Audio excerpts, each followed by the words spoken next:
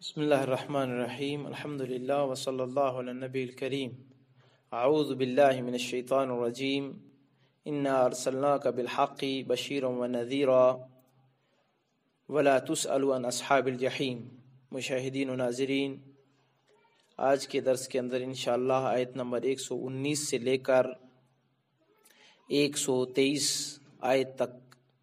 ترجمہ اور تفسیر آپ سماعت کریں گے۔ پچھلے درس کے اندر مشرکین عرب کا رویہ اپنے اسلام کے تئیں جو جہالت کا تھا، اسی طرح جہالت کے ساتھ ساتھ اللہ تعالیٰ پر وہ باتیں کہنا کہ جن کا علم ان کو نہ تھا، اس کا ذکر ہوا۔ اب پیارے نبی صلی اللہ علیہ وسلم کی حقانیت اور رسالت کی سچائی کا اعلان اور نبی علیہ الصلوۃ والسلام کی مشن کو اللہ رب العالمین واضح کر رہے ہیں کہ میں نے جو ان کو بھیجا ہے یہ کیوں بھیجا ہے۔ اللہ فرماتے انا ارسلناک بالحق بشیرا ونذیرا ولا تسأل عن اصحاب الجحیم۔ اے پیارے نبی صلی اللہ علیہ وسلم، ہم نے آپ کو حق کے ساتھ بھیجا ہے، آپ سچے نبی ہیں، آپ جو کہہ رہے ہیں وہ حق کہہ رہے ہیں، ہم آپ کو بتا رہے ہیں، کوئی اس میں ملاوٹ نہیں ہے، کوئی کسی کی منمانی نہیں ہے، آپ اپنے نفس کی طرف سے کچھ نہیں کہہ رہے۔ ما ینطق عن الہوی ان هو الا وحی یوحی، یہ حق ہے اور ہم وحی کر رہے ہیں اور آپ بتا رہے ہیں۔ بشیر و نذیرا، آپ کے مشن دو طرح سے مکمل ہوتا ہے، اور کسی بھی بات کو سمجھنے اور سمجھانے کے لیے یہ اسلوب ہے، اس اسلوب کو کہتے ہیں الترغیب والترہیب، خوشخبری دینا اور ڈرانا۔ اگر آپ کسی بات کو سمجھانا چاہتے ہیں تو اس بات کو اپنے سامنے رکھیے۔ اللہ رب العالمین نے پیارے نبی صلی اللہ علیہ وسلم کو بشیر و نذیر کہا۔ جو بھی ایمان لاتا اس کو بشارتیں دی جاتی، دنیا کی عزت کی بھی اور آخرت کی سربلندی کی بھی، اور ڈرایا جاتا اس قوم کو کہ جو دنیا میں بدعملی کا شکار ہے، رسول اللہ صلی اللہ علیہ وسلم کو نبی نہیں مان رہی، اللہ رب العالمین کی وحدانیت کا اقرار نہیں کر رہی، اس کی شان میں گستاخی کر رہی ہے، اس کو ایک نہیں جان رہی ہے، دینے میں، لینے میں، نفع میں، نقصان میں، اور در در کی ٹھوکریں کھا رہے ہیں وہ لوگ، اور ان کو اللہ رب العالمین نے پیدا کیا ہوا ہے، لیکن وہ اللہ کو ایک رب نہیں مانتے، اس کے سامنے سجدہ نہیں کرتے، اس کے ساتھ کسی کو بھی کر لیتے ہیں سجدہ اللہ کے ساتھ، اور اسی طرح نظر نیاز ہے۔ یہ تمام چیزیں عبادت کے اندر آتی ہیں، اور ایسے لوگوں کو اللہ کے نبی صلی اللہ علیہ وسلم ڈرانے والے بنا کر بھیجے گئے کہ جو لوگ اللہ کے ساتھ کسی کا کچھ حصہ بھی عبادت میں شریک ٹھہرائیں، تھوڑا یا زیادہ، اللہ کے ساتھ کسی کو پارٹنر بنائیں، اس کے برابر سمجھیں، اس جیسا سمجھیں، یا اس کے اختیار میں کسی کا اختیار کا حصہ سمجھیں، یا پھر کسی کو وہ وسیلہ بنائیں جو وسیلہ اللہ نے جائز نہیں بتایا ہے اور اللہ رب العالمین نے اس پر کوئی دلیل نہیں دی ہے، اللہ رب العالمین کی کوئی اجازت قرآن و حدیث میں ثابت نہیں ہے، کسی کو بھی وہ وسیلہ مان رہے ہوں اور اس کی کوئی دلیل نہ ہو۔ یہ تمام چیزیں شرک کے اندر آتی ہیں۔ ایسے لوگوں کو اللہ رب العالمین نے نبی صلی اللہ علیہ وسلم کو ان کے لیے ڈرانے والا بنا کر بھیجا کہ وہ ڈر جائیں، جہالت کے معاملے نہ کریں، اللہ کی طرف کوئی جھوٹی بات منسوب نہ کریں، جو شریعت ہے اس میں رد و بدل نہ کریں، اور ڈرائیں ان کو دنیا کی رسوائی سے بھی اور آخرت کے برے انجام سے بھی۔ لہٰذا انسان اپنے ایمان کو بھی مضبوط تبھی کر سکتا ہے کہ جب وہ ان دونوں اسلوبوں کو اپنے دل میں بٹھا لے۔ وہ یہ جان لے کہ میں ایمان لایا ہوں، نیک عمل کروں گا تو دنیا آخرت میں خوشخبری ہے اور مجھے عزت ملے گی۔ اگر میں کہیں پر بھی بہک جاتا ہوں تو وہ ڈرنا چاہیے اس کو کہ مجھے دنیا میں بھی اس کا برا انجام دیکھنا پڑے گا، تو آخرت میں تو بہت برا انجام۔ تو رسول اللہ صلی اللہ علیہ وسلم کو حق کے ساتھ اللہ تعالیٰ نے بھیجا اور فرمایا کہ وہ خوشخبری دینے والے ہیں اور ڈرانے والے ہیں۔ اس طرح سمجھ لیجیے، خوشخبری ہے مومنین کے لیے اور ڈرایا جا رہا ہے مشرکین کو۔ ولا تسأل عن اصحاب الجحیم، اور اے پیارے نبی صلی اللہ علیہ وسلم، جہنمیوں کے بارے میں جو لوگ آپ کو آپ کی رسالت پر یقین نہیں کرتے، حق نہیں سمجھتے اور آپ کی باتوں کو نہیں مانتے، اور وہ اپنے آپ کو خود جہنم میں دھکیل رہے ہیں اور لے کر جا رہے ہیں، ان کے بارے میں آپ سے سوال نہ ہوگا، آپ کا کام ہے بات کو پہنچا دینا، یہ کہا جا رہا ہے۔ پھر آنے والی آیت میں پیارے نبی صلی اللہ علیہ وسلم کو ثابت قدمی اختیار کرنے کی تلقین کی جا رہی ہے، اور مشرکین کی، معاندین کی، یہود کی، نصارہ کی، اور آج بھی داعیان جو بھی داعی ہیں، جو بھی اسلام اور مسلمانوں اسلام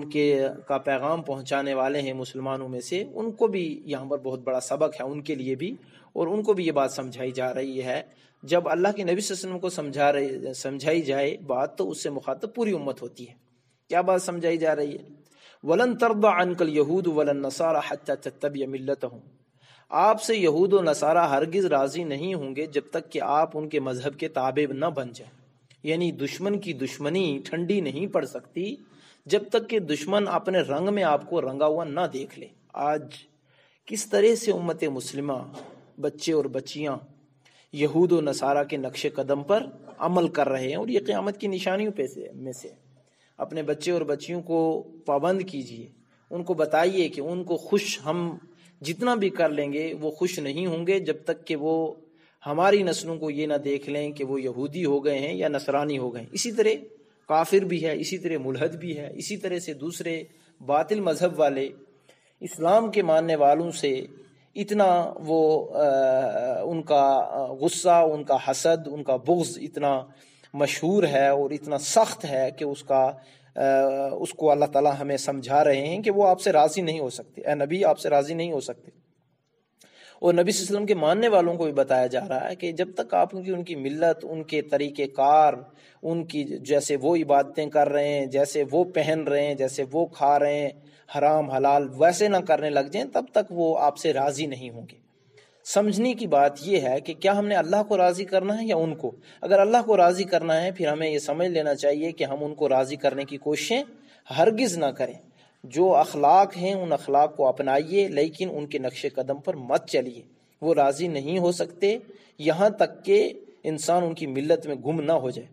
اور جو گم ہو گیا وہ خسر الدنیا والآخرہ، وہ دنیا میں بھی نقصان اٹھائے گا، اور آخرت میں تو وہ یہ گویا مرتد ہو کر مرنا چاہ رہا ہے، اور جو شخص ایسا ہو کر مرے گا تو اس کا انجام بہت برا ہوگا۔ اللہ ہمیں اور ہماری نسلوں کو۔ پھر رب الجلال احکم الحاکمین نے مزید فرما دیا، قل ان ھدی اللہ ھو الھدی، اے پیارے نبی صلی اللہ علیہ وسلم آپ کہہ دیجئے اللہ کی ہدایت ہی ہدایت ہے۔ جو اللہ نے راستہ بتایا ہوا ہے وہ قرآن ہے، اور جو اللہ نے طریقہ بتایا ہوا ہے وہ نبی صلی اللہ علیہ وسلم کا طریقہ ہے، یہ ہے ہدایت۔ اب اس ہدایت کو اپنائیں گے تو آپ تمام کی تمام شوائب سے، پریشانیوں سے اور گمراہی کے راستوں سے بچے رہیں گے، اور اگر آپ اغیار کو، غیروں کو راضی کرنا چاہیں گے پھر تو انجام بہت برا ہے۔ کیا ہے؟ وَلَئِنِ اتَّبَعْتَ أَهْوَاءَهُمْ بَعْدَ الَّذِي جَاءَكَ مِنَ الْعِلْمِ، اے پیارے نبی صلی اللہ علیہ وسلم اگر آپ ان کی خواہش کی پیروی کرو گے بعد اس کے کہ آپ کے پاس علم آ گیا، اور علم بھی کتنا معیاری، وحی کا علم، جبریل علیہ السلام آپ کو ہدایت کے راستے بتا رہے ہیں، قرآن آپ کو دیا جا رہا ہے، اے امت آپ کو طریقہ پیارے نبی کا دیا جا رہا ہے، پھر بھی آپ ان کی خواہش کی پیروی کرو گے، یہود کی، نصارہ کی، کافروں کی، مشرکوں کی، ما لک من اللہ من ولی ولا نصیر،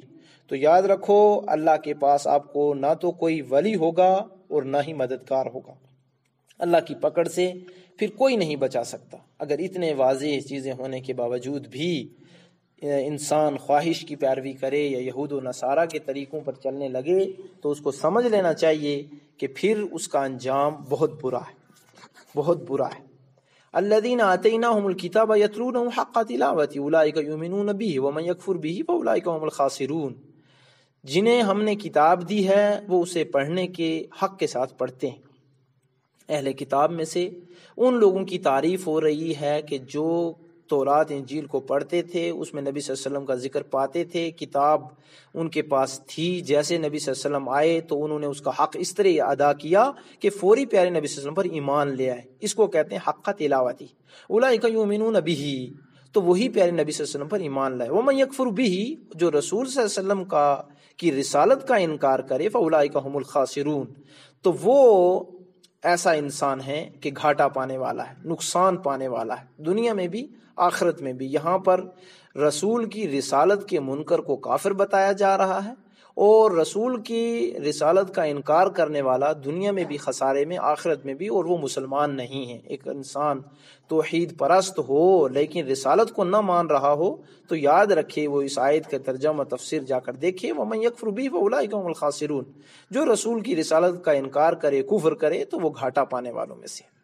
یا بنی اسرائیل اذکروا نعمتی التی انعمت علیکم وانی فضلتکم علی العالمین، اے بنی اسرائیل میری نعمتوں کو یاد کرو، اے آل اولاد یعقوب۔ بعض مفسرین نے اس طرح لکھا، اور بنی اسرائیل کی تشریح میں نے بتایا تھا، تو رب العزت فرما رہے ہیں جو تمہیں نعمتیں ہم نے دی ہیں ان نعمتوں کو یاد کرو، اور ان میں سے ایک عظیم یہ نعمت بھی کہ ہم نے آپ کو جہان والوں پر فضیلت بخشی، آپ کے دور جو ان کا دور تھا اس میں۔ وَاتَّقُوا يَوْمًا، پھر اس دن سے بھی ڈرو، لا تجزی نفس عن نفس شیئا، کوئی نفس کسی نفس کے کام نہ آئے گا، ولا يقبل منها عدل، اور کسی سے فدیہ قبول نہ کیا جائے گا، ولا تنفعها شفاعہ، اور نہ کسی کی سفارش کام آئے گی، ولا هم ينصرون، اور نہ وہ مدد کیے جائیں گے۔ نہ کسی کا وسیلہ مانا جائے گا، نہ کسی کی سفارش مانی جائے گی، نہ کوئی فدیے میں پیسے، زمین، دولت، عزت، شہرت، کوئی کسی چیز کے کام نہ آئے گی۔ اس دن سے ڈرتے ہوئے رسول کی رسالت پر ایمان لائیے، اللہ کو ایک جانیے، اور یہود و نصارہ، کافروں کو، ملحدوں کو، منافقوں کو، مشرکوں کو خوش کرنے کی کوشش نہ کیجیے۔ اللہ رب العالمین احکم الحاکمین کے بتائے ہوئے طریقے پر عمل کیجیے۔ اللہ کی نعمتوں کو اپنے اوپر یاد کر کے یہ یاد رکھو یہ اللہ کی دی ہوئی ہیں، تو پھر جب رب کی نعمتوں میں زندگی گزار رہے ہو تو کسی دوسرے کو خوش کیوں کر رہے ہو؟ اللہ کو خوش کیجیے۔ یہ خلاصہ ان آیات بینات کا آج کے درس کے اندر۔ عملی گوشے میں بہت بڑی اہم بات وہ یہ کہ غیروں کو خوش، یہود و نصارہ، کفر کو اور کافروں اور مشرکوں کو خوش کرنے کی ہرگز کوشش ایسی نہ کریں جس میں انسان اپنا دین اور ایمان بیچ دے، اپنی ثقافت بیچ دے، اپنے پردے بیچ دے، اپنی حیا بیچ دے، یا اپنی شکل بیچ دے، یا اسلامی شاعر کو بیچ دے۔ انسان کو چاہیے کہ اللہ کی خوشی چاہے، اور اللہ کی خوشی میں اس کو اللہ دنیا میں بھی خوش کریں گے اور آخرت میں بھی خوشی نصیب کریں گے۔ لہٰذا اگر کوئی بھی ایسی حرکت ہم اپنے اندر پاتے ہیں یا کسی کے اندر پاتے ہیں، وہاں بچنے کی ضرورت ہے۔ دوسرا عملی پہلو وہ یہ کہ اغیار سے نہ دین میں ان کی مشابہت کیجیے، نہ ان کے لباس میں مشابہت کیجیے۔ دین میں مشابہت یہ ہے کہ ان کے ہاں اگر کوئی تہوار ہے تو اس تہوار کو آپ منانے لگ جائیں ان کے ساتھ جا کر، یا پھر جو ہے اسی طرح سے وہ لوگ دھاگے پہنتے ہیں، راکھیاں پہنتے ہیں، نہ جانے کیا کیا کرتے ہیں۔ اسی طرح لباس کے اندر ان کا تنگ لباس ہے، اور جو ہمارا اسلام جس کی تردید کرتا ہے اس لباس میں آپ ان کی مشابہت نہ کیجیے، ٹیکے نہ لگوائیے، دھاگے نہ پہنیے، الی آخر ان چیزوں سے سختی سے منع کیا جا رہا ہے، اور یہ عملی گوشے میں دو اہم چیزیں۔ تیسری اہم چیز، کتاب قرآن پاک کو جب بھی پڑھیے تو حق تلاوتی ہی، ہمیں یہ بتایا جا رہا ہے کہ تلاوت کے دوران تلاوت کا حق ادا کیجیے، دل بھی وہیں پر ہو، دماغ بھی وہیں پر ہو، ان آیات میں فائدے کیا ہیں، ان آیات میں کن چیزوں کا حکم ہو رہا ہے، کن چیزوں سے منع کیا جا رہا ہے، اور جو ہم پڑھیں اس پر ہم نے کتنا عمل کیا ہے، یہ ہے قرآن تلاوت کا حق ادا کرنا۔ لہٰذا پڑھتے ہوئے ان چیزوں کا بڑا اہتمام کریں۔ اپنے اوپر نعمتوں کا احصاء کرنا، یعنی کہ شمار کرنا، یہ تیسرا عملی گوشہ۔ چوتھا عملی گوشہ ہے، اور بڑی باریکی سے دیکھیے، ہم چھوٹے تھے، کس ذات نے ہمیں بڑا کیا، آج اللہ نے ہمیں عزت بھی دی ہے، صحت بھی دی ہے، تندرستی بھی دی ہے، اور نعمت کو جاننے کے لیے ضروری ہے کہ اپنے سے کمتر لوگوں کو دیکھیے، کہ اگر ہمارے پاس رہنے کے لیے چھت ہے تو کتنے لوگ ہیں کہ جن کے پاس چھت بھی نہیں ہے، ہمارے پاس کھانے کے لیے کتنے ایسے لوگ ہیں جن کے پاس کھانے کے لیے نہیں ہے۔ اگر ہم نعمتوں کو اس طرح دیکھیں گے کہ ہم سے اوپر ایسے لوگ ہیں جن کے پاس دو مکان ہیں، ہمارے پاس ایک مکان ہے، تو ہم نعمتوں کو نہیں شمار کر پائیں گے، شکر گزار نہیں بن پائیں گے، ہم کہیں گے ہمارے پاس کچھ بھی نہیں ہے،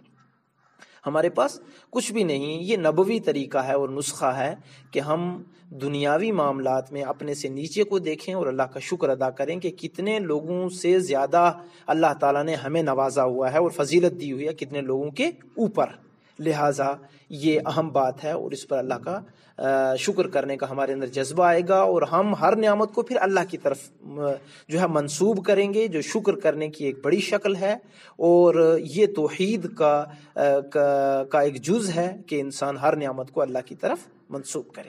آخری عملی گوشہ وہ یہ ہے کہ قیامت کے دن سے ڈرنا چاہیے، اپنے عقیدے میں ایک ہی بات رکھنی چاہیے کہ جب تک اللہ کسی بندے کو نہیں بچائے گا اور اس پر رحم نہیں کرے گا تو وہ نہیں بچ سکتا۔ لہٰذا یہ باطل باتیں ذہن میں بعض جاہل لوگوں نے یا بعض ان پڑھ لوگوں نے بٹھا دیے ایک عوام کے اندر کہ فلاں جو ہے پیر بچا سکتا ہے، فلاں ولی بچا سکتا ہے، فلاں سفارشی بن سکتا ہے۔ تو اس آیت کو اپنے گھر کے اندر تفسیر جو ہوگی آپ کے پاس اس کو اٹھائیے، پڑھیے اور غور کیجئے کہ قیامت کا دن کیسا ہوگا کہ جب پوری دنیا اللہ رب العالمین کے ایک مٹھی میں ہوگی، اور کتنا بڑا وہ دن ہوگا، ایک ایک کا حساب ہوگا، کسی انسان دوسرا انسان کے کچھ بھی کام نہ آئے گا۔ اس منظر کو اپنے سامنے رکھ کر یہ تصور کیجئے کہ پھر یہ دنیا کس طرح ہمیں دنیا میں زندگی کس طرح بسر کرنی چاہیے۔ دعا گو ہوں اللہ مالک الملک سے اللہ کہنے والے اور سننے والوں کو عمل کی، نیک اعمال کی توفیق دے، ہمارے دنیا اور آخرت کے تمام معاملات کو آسان کرے، کشادگیاں نصیب فرمائے، تنگی سے بچائے اور بیماریوں سے بچائے، وبا سے بچائے، اور اللہ ہمیں بھی ہدایت پر رکھے اور ہمارے آنے والی نسلوں کو بھی اللہ تعالیٰ اپنی رحمت سے توفیق سے ہدایت پر رکھے۔ آمین۔ وصلی اللہ علی النبی الکریم۔ سبحانک اللہم بحمدک